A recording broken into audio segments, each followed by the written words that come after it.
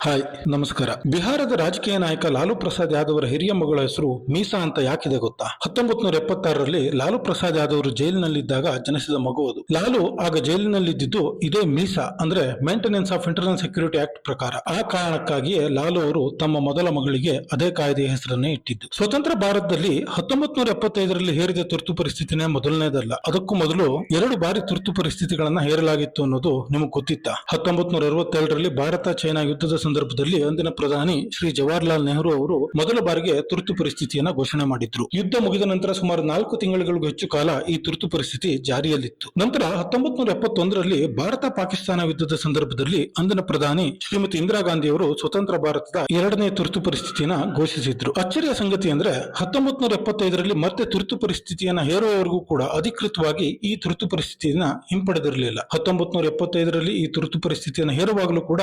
1971ರಲ್ಲಿ ಹೇರಿದ ಈ ತುರ್ತು ಪರಿಸ್ಥಿತಿ ಜಾರಿಯಲ್ಲಿತ್ತು. ಭಾರತದ ಸಂವಿಧಾನದಲ್ಲಿ ಯುದ್ಧ, ಹೊರಗಿನವರಿಂದ ಆಕ್ರಮಣ, ಆಂತರಿಕ ಅಭದ್ರತೆಯ ಕಾರಣಗಳಿಗಾಗಿ ತುರ್ತು ಪರಿಸ್ಥಿತಿಯನ್ನು ಹೇರಲು ಅವಕಾಶವಿದೆ. ಮೊದಲ 2 ಸನ್ನಿವೇಶಗಳಲ್ಲಿ ಯುದ್ಧ ತುರ್ತು ಪರಿಸ್ಥಿತಿಯ ಘೋಷಣೆಗೆ ಕಾರಣವಾಗಿತ್ತು. ಆ ಸಂದರ್ಭಗಳಲ್ಲಿ ಸಾಮಾನ್ಯ ಪ್ರಜೆಗಳಿಗೆ ತುರ್ತು ಪರಿಸ್ಥಿತಿಯ ಪರಿಣಾಮಗಳನ್ನು ಎದುರಿಸುವಂತಹ ಪ್ರಸಂಗ ಬಂದಿರಲಿಲ್ಲ. ಆದರೆ 1975ರಲ್ಲಿ ಹೇರಿದ ತುರ್ತು ಪರಿಸ್ಥಿತಿ ಎಂಬುದು ಪ್ರಜಾಪ್ರಭುತ್ವದ ಕಗ್ಗೊಲೆ ಎಂದೇ ಬಿಂಬಿತವಾಗಿದೆ. ಸಂವಿಧಾನ ಶಿಲ್ಪಿ ಡಾಕ್ಟರ್ BR ಅಂಬೇಡ್ಕರ್ ಅವರು ಎಮರ್ಜೆನ್ಸಿ ಕುರಿತಾದ ಆರ್ಟಿಕಲ್ಸ್ ಗಳ ಬಗ್ಗೆ ಮಾತನಾಡುವಾಗ ಈ ಆರ್ಟಿಕಲ್ಸ್ ಗಳನ್ನ ದುರುಪಯೋಗ ಮಾಡಿಕೊಳ್ಳುವ, ರಾಜಕೀಯ ಲಾಭಕ್ಕಾಗಿ ಬಳಸಿಕೊಳ್ಳುವ ಸಾಧ್ಯತೆಗಳನ್ನ ನಾನು ತಳ್ಳಿ ಹಾಕೋದಿಲ್ಲ. ಆ ಸಾಧ್ಯತೆಗಳು ಇದ್ದೇ ಇವೆ ಅಂತ ಹೇಳಿದ್ರು. ಮುಂದೆ ಕೇವಲ 25 ವರ್ಷಗಳ ಒಳಗೆ ಅಂದ್ರೆ 1975ರಲ್ಲಿ ಅವರ ಆ ಆತಂಕ ಅಥವಾ ಹೇಳಿಕೆ ನಿಜವಾಗಿತ್ತು. ಇತ್ತೀಚೆಗೆ ಅಂದ್ರೆ ಹಿಂದಿನ ಲೋಕಸಭಾ ಚುನಾವಣೆಗೂ ಮೊದಲು ಡಿಕ್ಟೇಟರ್ಶಿಪ್ ಅನ್ನೋ ಬಗ್ಗೆ ತುಂಬಾ ಚರ್ಚೆಗಳು ನಡೆದಿದ್ದನ್ನ ನೀವು ಗಮನಿಸಿರಬಹುದು. ಆದ್ರೆ ಇದೇ ವ್ಯಕ್ತಿಗಳು 1-2 ವರ್ಷಕ್ಕೂ ಮೊದಲು 1975ರ ಎಮರ್ಜೆನ್ಸಿ ಬಗ್ಗೆ ಮಾಡಿದ ವಿಡಿಯೋದಲ್ಲಿ ಆ ಒಂದು ತುರ್ತು ಪರಿಸ್ಥಿತಿಯ ಬಗ್ಗೆ ತೋರಿಸಿದ ಸಾಫ್ಟ್ ಕಾರ್ನರ್ ನೋಡಿ ನಾನು ನಿಜಕ್ಕೂ ಬೆಚ್ಚಿ ಬಿದ್ದಿದ್ದೆ. ಅದರಲ್ಲೂ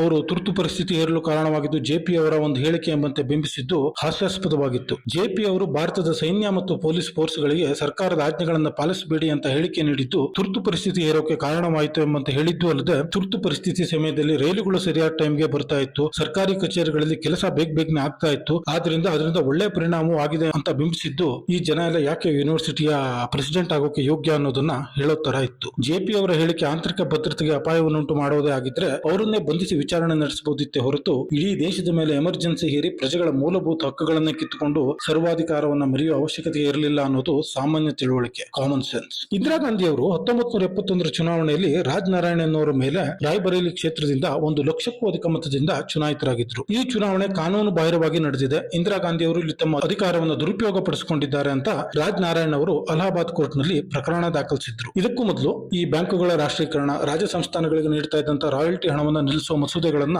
ಭಾರತದ ನ್ಯಾಯಾಲಯ ತಳ್ಳಿ ಹಾಕಿತ್ತು. ಸೊ ಭಾರತದ ನ್ಯಾಯಾಂಗ ಮತ್ತು ಶಾಸಕಾಂಗದ ನಡುವೆ ತಿಕ್ಕಾಟವಿದೆ ಅನ್ನೋದು ಎಲ್ರಿಗೂ ಅರಿವಾಗ್ತಾ ಇತ್ತು. ಹಾಗೂ ಇಂದಿರಾ ಗಾಂಧಿ ಅವರು ಕಾಂಗ್ರೆಸ್ ಪಕ್ಷ 2 ಭಾಗವಾಗಲು ಕಾರಣರಾಗಿದ್ರು. ಅಂಡ್ ಅದಾದ ನಂತರ ಗರೀಬಿ ಹಠಾವೋ ಎಂಬ ಘೋಷಣೆಯ ಮೂಲಕ ಅತಿ ದೊಡ್ಡ ಬಹುಮತದಿಂದ ಚುನಾವಣೆಯನ್ನು ಗೆದ್ದು ಸರ್ಕಾರವನ್ನು ರಚಿಸಿದ್ರು. ಅವರ ಪಕ್ಷದಲ್ಲಿ ಇಂದಿರಾ ಗಾಂಧಿ ಅವರಿಗೆ ಹಾಗೂ ಅವರ ಕುಟುಂಬಕ್ಕೆ ನಿಷ್ಠರಾಗಿರೋರಿಗೆ ಮಾತ್ರ ಬೆಳೆಯೋಕೆ ಸಾಧ್ಯ, ಉಳಿದವರನ್ನೆಲ್ಲ ಕಡೆಗಣನೆ ಮಾಡ್ತಾರೆ ಅನ್ನೋದು ಎಲ್ರಿಗೂ ಗೊತ್ತಾಗ್ತಾ ಇತ್ತು. ಅವರ ಪಕ್ಷದ ಆಡಳಿತವಿರುವ ರಾಜ್ಯಗಳಲ್ಲಿ ಬೇರೆ ಯಾರ ಅಭಿಪ್ರಾಯವನ್ನು ಗಣನೆಗೆ ತಗೊಳ್ಳದೆ ಅವರಿಗೆ ನಿಷ್ಠರಾದವರನ್ನೇ ಮುಖ್ಯಮಂತ್ರಿಗಳನ್ನಾಗಿ ಮಾಡಲಾಗ್ತಾ ಇತ್ತು. ಸೊ ಪಕ್ಷದಲ್ಲೂ ಕೂಡ ಇಂಥದ್ರ ಬಗ್ಗೆ ತುಂಬಾ ಜನರಿಗೆ ಅಸಮಾಧಾನ ಕೂಡ ಇತ್ತು. ಇಂದಿರಾ ಗಾಂಧಿ ಅವ್ರ ಬಗ್ಗೆ ನನಗೆ ನಿಜಕ್ಕೂ ಒಳ್ಳೆ ಅಭಿಪ್ರಾಯನೇ ಇದೆ. ಅವರು ನಿಜಕ್ಕೂ ಐರನ್ ಲೇಡಿ ಎಂಬುದನ್ನ ನಾನು ಒಪ್ತೇನೆ. ಇಂದಿಗೂ ನೆನಪಿಡುವಂತ ಎಷ್ಟೊಂದು ದಿಟ್ಟ ನಿರ್ಧಾರಗಳನ್ನ ಅವರು ಕೈಗೊಂಡಿದ್ರು ಅನ್ನೋದು ಎಲ್ರಿಗೂ ಗೊತ್ತಿರೋ ವಿಷಯ. ಪ್ರಧಾನಿಯಾಗಿ ಭಾರತಕ್ಕೆ ಅವರ ಕೊಡುಗೆ ಎಂದಿಗೂ ಕಡೆಗಣಿಸುವಂತದ್ದಲ್ಲ. ಆದ್ರೆ ಆ ಕಾರಣಕ್ಕೆ ಪ್ರಜಾಪ್ರಭುತ್ವದ ಕಗ್ಗೊಲೆ ನಡೆಸಿದ ಈ ತುರ್ತು ಪರಿಸ್ಥಿತಿಯನ್ನು ಸಾಫ್ಟ್ ಕಾರ್ನರ್ ಇಂದ ನೋಡ್ಲಿಕ್ಕಾಗೋದಿಲ್ಲ. ಸರ್ವ ಬಣ್ಣವನ್ನು ಮಸಿ ನುಂಗ್ತು ಅನ್ನೋ ಹಾಗೆ ಭಾರತದ ಇತಿಹಾಸದಲ್ಲಿ ಸಂವಿಧಾನವನ್ನು ಸರ್ವನಾಶ ಮಾಡಿದ ಸರ್ವಾಧಿಕಾರಿ ಪ್ರಧಾನಿ ಎಂಬಂತೆ ಶ್ರೀಮತಿ ಇಂದಿರಾ ಗಾಂಧಿ ಅವರ ಹೆಸರಿದೆ ಅಂದ್ರೆ ಅದಕ್ಕೆ ಈ ತುರ್ತು ಪರಿಸ್ಥಿತಿ ಘೋಷಣೆಯ ಕಾರಣ. ಈ ತುರ್ತು ಪರಿಸ್ಥಿತಿಗೂ 1-2 ವರ್ಷ ಮೊದಲು ಗುಜರಾತ್ ನಲ್ಲಿ ಸರ್ಕಾರದ ವಿರುದ್ಧ ಗಲಭೆ ಆಗಿ ಅಲ್ಲಿ ರಾಷ್ಟ್ರಪತಿ ಆಡಳಿತ ಹೇರಿರ್ತಾರೆ. ಬಿಹಾರದಲ್ಲೂ ಸರ್ಕಾರದ ವಿರುದ್ಧ ಪ್ರತಿಭಟನೆ ಆಗುತ್ತೆ. ಹೀಗೆ ಸರ್ಕಾರದ ವಿರುದ್ಧ ಜನತೆಯಲ್ಲಿ ಆಕ್ರೋಶ, ಅಸಮಾಧಾನ ಮಡುಗೊಟ್ಟಿರೋದು ಸ್ಪಷ್ಟವಾಗಿರುತ್ತೆ. ಆದ್ರೂ ಕೂಡ ಈ ಪ್ರತಿಭಟನೆಗಳನ್ನೆಲ್ಲ ಮೊದಲೇ ಹತ್ತಿಕ್ಕಿದ್ದಾರೆ. ಅವೆಲ್ಲ ಏನು ತುರ್ತು ಪರಿಸ್ಥಿತಿ ಹೇರೋ ಟೈಮಲ್ಲೂ ನಡೀತಾ ಇತ್ತು ಅಂತಲ್ಲ, ಸಣ್ಣ ಪುಟ್ಟ ಘಟನೆಗಳು ಆ ಕಡೆ ಈ ಕಡೆ ನಡೀತಾ ಇತ್ತು. ಬಟ್ ಏನೋ ಒಂದು ಇಡೀ ದೇಶಕ್ಕೆ ಒಂದು ಆತಂಕ ಬರುವಂತಹ ಯಾವುದೇ ಒಂದು ಘಟನೆಗಳು ಕೂಡ ನಡೀತಾ ಇರೋದಿಲ್ಲ. ಈಗ ಆ ಚುನಾವಣಾ ವಿಷಯದ ಅಕ್ರಮದ ಕೇಸಿಗೆ ಬರೋಣ. ರಾಜ್ ನಾರಾಯಣ್ ಅವರು ಮಾಡಿದ್ದ 14 ಆರೋಪಗಳಲ್ಲಿ 2 ಆರೋಪಗಳನ್ನು ಎತ್ತಿ ಹಿಡಿಯುವಂತ ಅಲಹಾಬಾದ್ ಕೋರ್ಟ್ ಇಂದಿರಾ ಗಾಂಧಿ ತಪ್ಪಿತಸ್ಥರು ಅಂತ ತೀರ್ಪು ನೀಡುತ್ತೆ. ಚುನಾವಣೆಯಲ್ಲಿ ಅವರ ಗೆಲುವನ್ನು ಅಸಿಂಧು ಅಂತ ಘೋಷಣೆ ಮಾಡುತ್ತೆ. ಹಾಗೂ 6 ವರ್ಷಗಳ ಕಾಲ ಇಂದಿರಾ ಗಾಂಧಿ ಅವರು ಯಾವುದೇ ಚುನಾವಣೆಯಲ್ಲಿ ಸ್ಪರ್ಧಿಸುವ ಹಾಗಿಲ್ಲ ಅಂತಾನು ತೀರ್ಪು ನೀಡುತ್ತೆ. ಇದು ಪಕ್ಷದಲ್ಲೂ, ಮಂತ್ರಿಮಂಡಲದಲ್ಲೂ, ಸರ್ಕಾರದಲ್ಲೂ ಯಾವುದೇ ವಿರೋಧವನ್ನೇ ಕಾಣದೆ ಹೊಗಳು ಭಟ್ರಿಂದಲೇ ಸುತ್ತುವರೆದಿದ್ದಂತಹ ಐರನ್ ಲೇಡಿ, ದುರ್ಗಾ ಎಂದೆಲ್ಲ ಕರೆಸಿಕೊಳ್ತಿದ್ದ ಇಂದಿರಾ ಗಾಂಧಿ ಅವರಿಗೆ ಸರಿ ಕಾಣೋದಿಲ್ಲ, ಸಹಿಸ್ಲಿಕ್ಕಾಗೋದಿಲ್ಲ. Indira is India, India is Indira ಎಂದು ಸ್ವತಃ ಅವರೇ ಹೇಳಿಕೊಂಡಿದ್ದು ಇದ್ದಾಗ ಇದನ್ನು ಹೇಗೆ ಸಹಿಸೋಕ್ ಸಾಧ್ಯ? ಅವರು ಈ ತೀರ್ಪಿನ ಬಗ್ಗೆ ಸುಪ್ರೀಂ ಕೋರ್ಟ್ ನಲ್ಲಿ ಮೇಲ್ಮನವಿ ಸಲ್ಲಿಸುತ್ತಾರೆ. 1975 ಜೂನ್ 24ರಂದು ಸುಪ್ರೀಂ ಕೋರ್ಟ್ ಅಲಹಾಬಾದ್ ಕೋರ್ಟಿನ ತೀರ್ಪಿಗೆ ಪಾರ್ಷಿಯಲ್ ಸ್ಟೇ ಕೊಡುತ್ತೆ. ಅದರ ಪ್ರಕಾರ ಮುಂದಿನ ತೀರ್ಪು ಬರುವವರೆಗೂ ಇಂದಿರಾ ಗಾಂಧಿ ಅವರು ಸಂಸದ ಮತ್ತು ಪ್ರಧಾನಿಯಾಗಿ ಮುಂದುವರಿಯಬಹುದು, ಆದರೆ ಲೋಕಸಭೆ ಕಲಾಪದಲ್ಲಿ ಭಾಗವಹಿಸುವ ಹಾಗಿಲ್ಲ ಹಾಗೂ ಲೋಕಸಭೆಯ ನಿರ್ಣಯಗಳಲ್ಲಿ ಮತ ಚಲಾಯಿಸುವ ಅಧಿಕಾರವಿಲ್ಲ ಅಂತ ಹೇಳುತ್ತೆ. ತಾತ್ಕಾಲಿಕ ಸ್ಟೇ ದೊರಕಿದರೂ ಕೂಡ ಇದು ಅಂತಿಮ ತೀರ್ಪಲ್ಲ. ಮತ್ತೆ ಸುಪ್ರೀಂ ಕೋರ್ಟ್ ಕೆಳ ಹಂತದ ನ್ಯಾಯಾಲಯದ ತೀರ್ಪನ್ನು ಎತ್ತಿ ಹಿಡಿದ್ರೆ 6 ವರ್ಷಗಳ ಕಾಲ ರಾಜಕೀಯದಿಂದ ಅಧಿಕಾರದಿಂದ ದೂರವಿರಬೇಕು ಅನ್ನೋದು ಇಂದಿರಾ ಗಾಂಧಿ ಅವರಿಗೂ ಗೊತ್ತಿರುತ್ತೆ. ಹಾಗೂ ಈಗಾಗಲೇ ಮೇಲೆ ಉಲ್ಲೇಖಿಸಿದ ಘಟನೆಗಳಂತೆ ಸರ್ಕಾರದ ವಿರುದ್ಧ ಜನರ ಅಸಮಾಧಾನನೂ ಇರುತ್ತೆ. ಶಾಸಕಾಂಗ ಅಂದ್ರೆ ಸರ್ಕಾರ ಮತ್ತು ನ್ಯಾಯಾಂಗದ ನಡುವೆ ತಿಕ್ಕಾಟ ಕೂಡ ಇರುತ್ತೆ. ಪಕ್ಷದೊಳಗೂ ಅಸಮಾಧಾನ,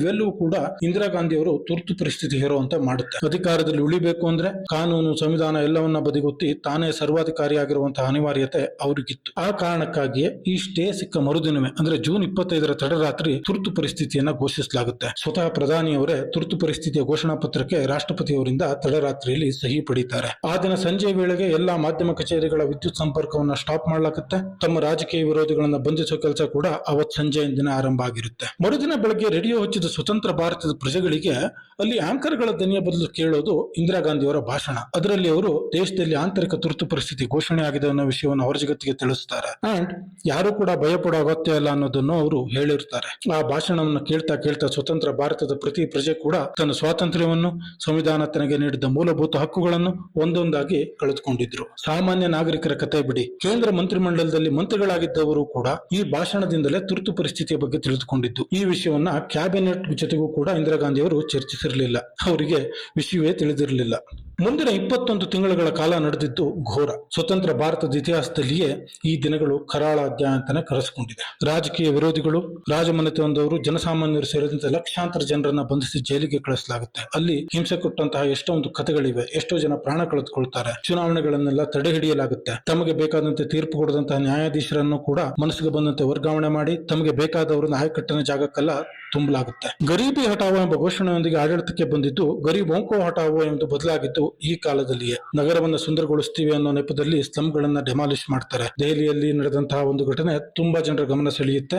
ಈ ಅವಧಿಯಲ್ಲಿ ಸುಮಾರು 7 ಲಕ್ಷಕ್ಕೂ ಅಧಿಕ ಜನ ತಮ್ಮ ಮನೆ ಮಠ ವಾಸವನ್ನ ಕಳೆದುಕೊಂಡು ಡಿಸ್ಪ್ಲೇಸ್ ಆದ್ರು ಅನ್ನುವಂತಹ ವರದಿಗಳು ಕೂಡ ಇವೆ. ಅಂಡ್ ಸುಮಾರು 60 ಲಕ್ಷಕ್ಕೂ ಹೆಚ್ಚು ಜನರಿಗೆ ಬಲವಂತವಾಗಿ ಜನನ ನಿಯಂತ್ರಣ ಶಸ್ತ್ರಚಿಕಿತ್ಸೆಗಳನ್ನ ಮಾಡಲಾಗುತ್ತೆ. ಇಲ್ಲೂ ಕೂಡ ರಾಜ್ಯ ಸರ್ಕಾರಗಳಿಗೆ, ಸ್ಥಳೀಯ ಸರ್ಕಾರಗಳಿಗೆ ಟಾರ್ಗೆಟ್ ಅನ್ನ ಕೊಟ್ಟಿರ್ತಾರೆ. ಅವರು ಎಷ್ಟೋ ಜನರನ್ನ ಅಮಾನವೀಯವಾಗಿ ಎಳೆದೆಳುಕೊಂಡು ಬಂದು ಅವರ ಇಚ್ಛೆಗೆ ವಿರುದ್ಧವಾಗಿ ಜನನ ನಿಯಂತ್ರಣ ಶಸ್ತ್ರಚಿಕಿತ್ಸೆಗಳನ್ನ ಮಾಡಿದಂತಹ ಘಟನೆಗಳು ಸರ್ವೇ ಸಾಮಾನ್ಯ ಅನ್ನೋ ತರ ಆಗಿತ್ತು. ಅಂಡ್ ಇದರಲ್ಲಿ ಹೆಚ್ಚಿನ ಘಾಸಿ ಅನುಭವಿಸಿದ್ದು ಕೂಡ ಸಮಾಜದ ಕೆಳವರ್ಗದ ಜನರೇ, ಬಡವರೇ.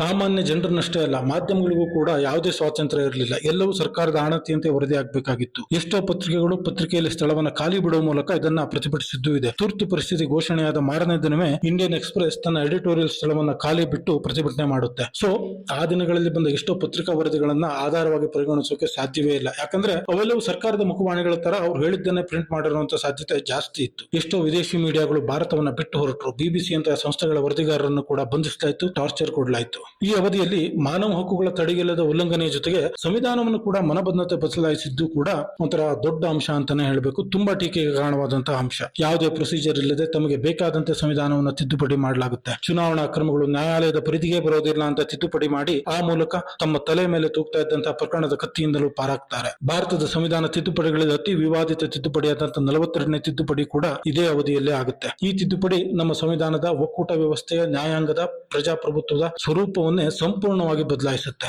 ರಾಜ್ಯಗಳ ಅಧಿಕಾರವನ್ನು ಮೊಟಕುಗೊಳಿಸಿ ಕೇಂದ್ರ ಸರ್ಕಾರಕ್ಕೆ ಹೆಚ್ಚಿನ ಅಧಿಕಾರವನ್ನು ಕೊಡುತ್ತೆ. ನ್ಯಾಯಾಲಯಗಳ, ನ್ಯಾಯಾಂಗದ ಅಧಿಕಾರವನ್ನು ಕೂಡ ಮೊಟಕುಗೊಳಿಸುತ್ತೆ. ಈ ತಿದ್ದುಪಡಿಯಿಂದಾಗಿ ನಮ್ಮ ಮೂಲ ಸಂವಿಧಾನದ ಪೀಠಿಕೆ, ಅದರಲ್ಲಿ ನಮ್ಮ ದೇಶದ ವ್ಯಾಖ್ಯೆ ಎಲ್ಲವೂ ಕೂಡ ಬದಲಾಗುತ್ತೆ. ಅಲ್ಲಿಯವರೆಗೆ ಸಾವರಿನ್ ಡೆಮಾಕ್ರೆಟಿಕ್ ರಿಪಬ್ಲಿಕ್ ಆಗಿದ್ದ ಭಾರತ ಅಲ್ಲಿಂದ ಮುಂದೆ sovereign socialist secular democratic republic ಅಂತ ಆಗುತ್ತೆ. ತಮಾಷೆಯ ವಿಷಯ ಅಂದ್ರೆ ಈ ತಿದ್ದುಪಡಿಯಿಂದಾಗಿ ಸಂವಿಧಾನ ತಿದ್ದುಪಡಿ ಮಾಡುವ ಪ್ರಕ್ರಿಯೆಯನ್ನೇ ಬದಲಾಯಿಸುತ್ತಾರೆ. ಶಾಸಕಾಂಗಕ್ಕೆ ಅಲ್ಲೂ ಕೂಡ ಹೆಚ್ಚಿನ ಅಧಿಕಾರವನ್ನು ಕೊಡ್ತಾರೆ. ಎಷ್ಟೋ ವಿಷಯಗಳಲ್ಲಿ ಕೋರ್ಟ್ ಕೂಡ ಪ್ರಶ್ನೆ ಮಾಡೋ ಹಾಗಿಲ್ಲ ಅನ್ನುವಂತ ಒಂದು ನಿಯಮಗಳು ಕೂಡ ಬರುತ್ತೆ. ಸುಮಾರು 40 ಆರ್ಟಿಕಲ್ ಗಳನ್ನ ತೆಗೆದು ಅಥವಾ ಸೇರಿಸಿದ್ದ ಈ 42ನೇ ತಿದ್ದುಪಡಿಯ ಗಾತ್ರದಿಂದಾಗಿ ಇದನ್ನೇ ಒಂದು ಮಿನಿ ಸಂವಿಧಾನ ಅಂತ ಕೂಡ ಕರೀತಾರೆ. ಆ ದಿನಗಳ ಬಗ್ಗೆ ಭಾರತದ ಪ್ರಜೆಗಳು ಆ ದಿನಗಳಲ್ಲಿ ಅನುಭವಿಸಿದ್ರ ಬಗ್ಗೆ ಹೇಳಿದಷ್ಟು ಮುಗಿಯೋದಿಲ್ಲ. ಅದ್ರ ಬಗ್ಗೆ ತುಂಬಾನೇ ಕಥೆಗಳಿವೆ. ಅಂಡ್ ಆ ಬಗ್ಗೆ ಎಲ್ಲ ಎಷ್ಟೊಂದು ಸ್ವತಂತ್ರ ಪುಸ್ತಕಗಳು ಕೂಡ ಸಿಗುತ್ತೆ. ಇದು ಭಾರತದ ಇತಿಹಾಸದಲ್ಲಿ ನಡೆದ ಮತ್ತೊಂದು ಸ್ವಾತಂತ್ರ್ಯ ಹೋರಾಟ ಅಂತಾನೆ ಹೇಳಬೇಕು. 1977ರಲ್ಲಿ ಮತ್ತೆ ಚುನಾವಣೆ ಘೋಷಣೆಯಾಗಿ ಹೊಸ ಸರ್ಕಾರ ಅಸ್ತಿತ್ವಕ್ಕೆ ಬರೋದ್ರ ಮೂಲಕ ಈ ತುರ್ತು ಪರಿಸ್ಥಿತಿ ಕೊನೆಯಾಗುತ್ತೆ. ಭಾರತದ ಪ್ರಜೆಗಳು ಮತ್ತೊಮ್ಮೆ ಸ್ವತಂತ್ರರಾಗ್ತಾರೆ. ಈಗ ಈ ವಿಷಯವನ್ನ ಮತ್ತೆ ಏಕೆ ಹೇಳಬೇಕಾಯ್ತು ಅಂತ ಅಂದ್ರೆ ಇದೇ ತಾರೀಕು ಇದೇ ಎಮರ್ಜೆನ್ಸಿಯ ಮೇಲೆ ಆಧಾರಿತ ಕಂಗನಾ ರನೌತ್ ಅಭಿನಯ ಮತ್ತು ನಿರ್ದೇಶನದ ಚಿತ್ರ ಎಮರ್ಜೆನ್ಸಿ ಬಿಡುಗಡೆ ಆಗ್ತಾ ಇದೆ. ಕಂಗನಾ ರನೌತ್ ಆಫ್ ಸ್ಕ್ರೀನ್ ನಡವಳಿಕೆ, ಹೇಳಿಕೆ, ವಿಚಾರಗಳು ಏನೇ ಇದ್ರೂ ಕೂಡ ಅವರೊಂದು ಸ್ವಸಾಮರ್ಥ್ಯದಿಂದ ಬೆಳೆದಂತಹ ಟ್ಯಾಲೆಂಟೆಡ್, ಕ್ರಿಟಿಕಲಿ ಅಕ್ಲೇಮ್ಡ್ ಅಂಡ್ ಅಕಂಪ್ಲಿಷ್ಡ್ ನಟಿ ಅನ್ನೋದನ್ನ ಎಲ್ಲರೂ ಒಪ್ಪಲೇಬೇಕು. ಅದಕ್ಕಿಂತ ಹೆಚ್ಚಾಗಿ ಈ ಎಮರ್ಜೆನ್ಸಿಯ ಬಗ್ಗೆ ಪ್ರತಿ ಭಾರತೀಯ, ಪ್ರತಿ ಪೀಳಿಗೆ ತಿಳಿದುಕೊಳ್ಳಬೇಕಾದದ್ದು ಅತಿ ಅವಶ್ಯಕ. ಈ ಮೂವಿ 100% ಅಥೆಂಟಿಕ್ ಆಗಿರುತ್ತೆ ಅಂತ ಅಲ್ಲ, ಕಂಗನಾ ಅವರ ರಾಜಕೀಯ ನಿಲುವುಗಳನ್ನ ಬಲ್ಲವರಿಗೆ ಈ ಮೂವಿ ಯಾವ ನೆಲೆಯಲ್ಲಿರುತ್ತೆ ಅನ್ನೋದು ಗೊತ್ತೇ ಇರುತ್ತೆ. ಆದ್ರೂ ಕೂಡ ಎಮರ್ಜೆನ್ಸಿ ಹೇರಿದವರ ದೃಷ್ಟಿಕೋನದಿಂದಲೇ ಎಮರ್ಜೆನ್ಸಿ ಕಥೆಗಳನ್ನ ಕೇಳೋದಕ್ಕಿಂತ ಹೊರಗಿನವರ ಬಾಯಿಂದ ಅದನ್ನು ಕೇಳೋದು ಎಷ್ಟು ಒಳ್ಳೇದಲ್ವೇ. ಅದಕ್ಕಿಂತ ಹೆಚ್ಚಾಗಿ ಆ ವಿವರಗಳನ್ನು ತಿಳಿದಾಗ ಅದರೊಂದಿಗೆ ಈಗಿನ ರಾಜಕೀಯ ಮೈತ್ರಿಗಳು, ಪರಿಸ್ಥಿತಿಗಳು, ಈಗ ಹರಿಬಿಡಲು ಯತ್ನಿಸ್ತಕ್ಕಂಥ ನರೇಟಿವ್ ಗಳನ್ನ ಗಮನಿಸಿದಾಗ ಸಣ್ಣ ನಗು ಬರೋದಂತೂ ಹೌದು. ಆ ಕಾರಣಕ್ಕಾಗಿ ಆದ್ರೂ ನಾವು ಈ ಚಿತ್ರವನ್ನ ನೋಡ್ಲೇಬೇಕು. Thank you.